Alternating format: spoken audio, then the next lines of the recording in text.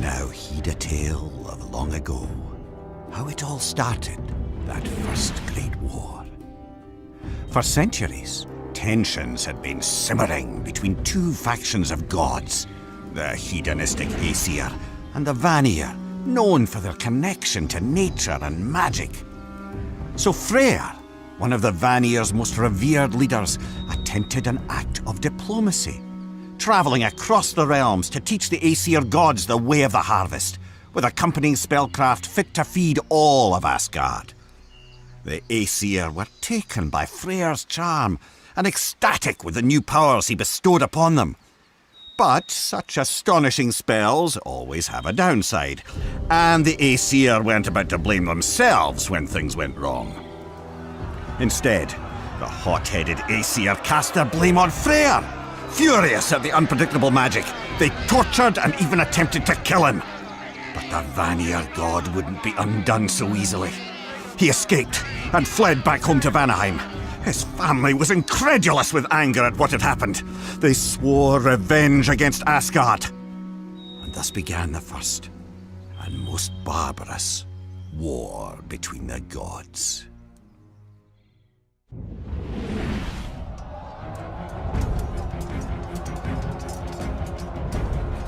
Skirmishes between the Aesir and Vanir continued for centuries. Odin, the proudest of the Aesir, sought an end to the back and forth. So he assembled the largest army ever seen and marched it toward Vanaheim. Fear and deference cloaked the landscape as the Aesir soldiers stomped across it. But the king of gods had never lost a battle, and he surely never would. But as the throngs of troops descended upon the lush pastures of the Vanir kingdom, the fearsome army was falling back 2 steps for every advance it made. None could match the pure brute force of the Aesir attacks, but the merciless soldiers had never encountered so many Vanir gods casting Seidr magic at once. With colossal damage done on both sides, the Aesir eventually retreated. Odin's conquest had failed, and the warring factions of gods found themselves stuck in a stalemate once again.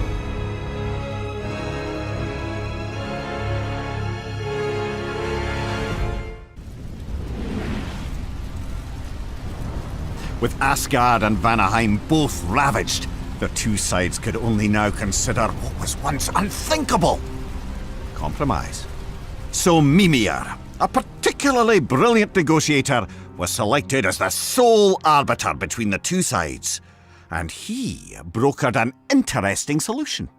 Freya, Freya's sister, and the other leader of the Vanir would marry Odin, king of the Aesir.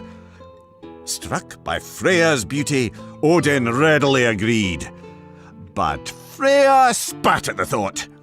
Odin had tried to destroy her home, her family, and everything she loved, and, oh yes, attempted to murder her beloved brother. Still, she couldn't let the chance for peace among the realms pass by.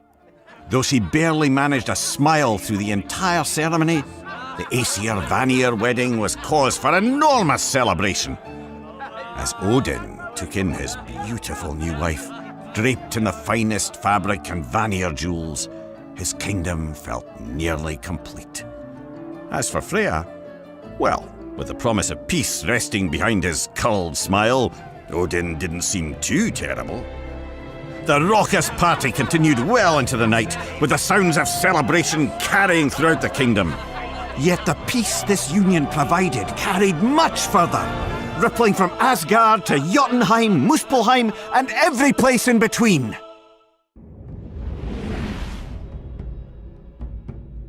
Married life for Freya was tolerable at first. She taught her husband Seidr spells, and though the high goddess of the Vanir missed her home, she was bestowed with new purpose here. But as Freya became more content, her husband only grew less so. Odin was consumed with the idea that Ragnorak, the battle said to end all things, was imminent. He claimed the giants were behind Ragnarok, insisting that if he could destroy the Jotnar, he could stop the apocalypse. But he wouldn't make the mistake of simply gathering his armies this time. Instead, Odin employed the greatest smiths in all the realms, the dwarven brothers Brock and Sindri, to create a weapon of unimaginable destruction. Once it was finished, Odin bestowed the mighty hammer Mjolnir to his son, Thor, and sent him out to slay every giant he could find. Thor accepted the task with glee. But Freya could no longer hold her tongue in the face of this genocide. She fought back, vowing to leave her husband and return to Vanaheim, even if it meant the chaos of war would overtake the realms again. Freya had nearly escaped out of Asgard's high gates when Odin saw her. She attempted to plead with him to just let her leave and to leave her people alone. But any sympathy Odin might have once had was, like his sanity, lost long ago. Instead, the king of the Aesir blindsided her with a Seidr incantation. When Freya had taught him magic, it always seemed he was only humouring her. But he must have studied further, for Odin came up with a particularly creative and cruel spell.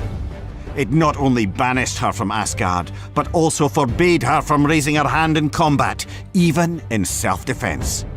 Freya stammered, trying to counter with a spell of her own, but now, instead of casting magic, she was suffering its twisted effects. She felt warm and tired as her vision blurred. She stumbled, and then it all went black.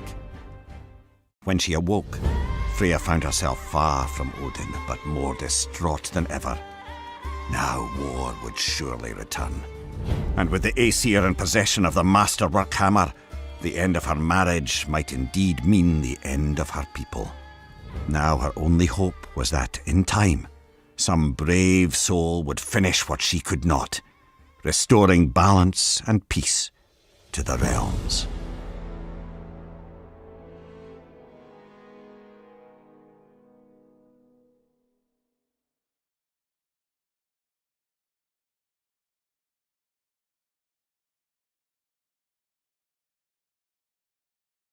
Pre-order and get 3 shield skins for in-game. PlayStation.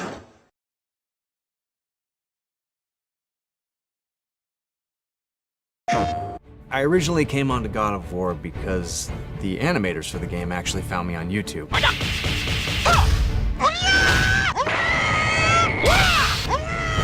That kind of went viral, and then the animators saw it, and then they called me up directly. My name's Eric Jacobus. I did the combat motion capture for Kratos in the new God of War. And this is how you fight like Kratos.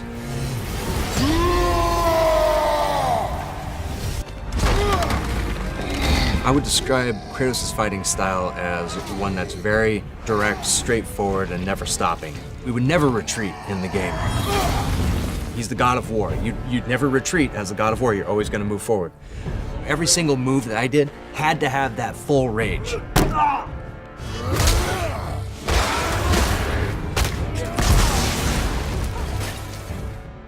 When the team asked me to audition, instead of coming down to LA and auditioning in front of a committee, why don't I just go in my garage and do what I've been doing in these fighting games and just do a Kratos move list?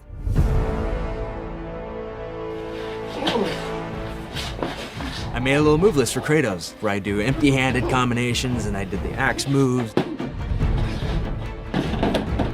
Superman punches, Sparta kicks. We did a little bit of drop kicking. I had this training dummy that I beat up with the axe. It was kind of funny, you know? I put everything I had into it, you know, and I sent it over to them. Next thing I knew, they called me in to do a day of shooting. Take 2, Mark. Motion capture plays such an important role because it allows the animators so much more movement to work with. When you capture the right movement, you don't have to pull the camera back into God's eye view anymore. You can bring the camera in. As a gamer, when you're playing a game and you're that close to the main character, you suspend disbelief so much more quickly when the character moves like a human. The body's a series of pulleys. You can't really fake it at a certain point, especially when it's so close to the camera. Because this is one of the coolest jobs a stuntman could ever ask for. I mean, coming in and playing the God of War himself, you know, and just doing axe moves all day, and yeah, it's exhausting, sure, it's 8 hours of work, but, you know, a stuntman's body is built for this stuff. We really thrive when we're able to do full body moves like this. I would say that this sort of is the stuntman's dream. Pre-order and get 3 shield skins for in-game. プレイステーション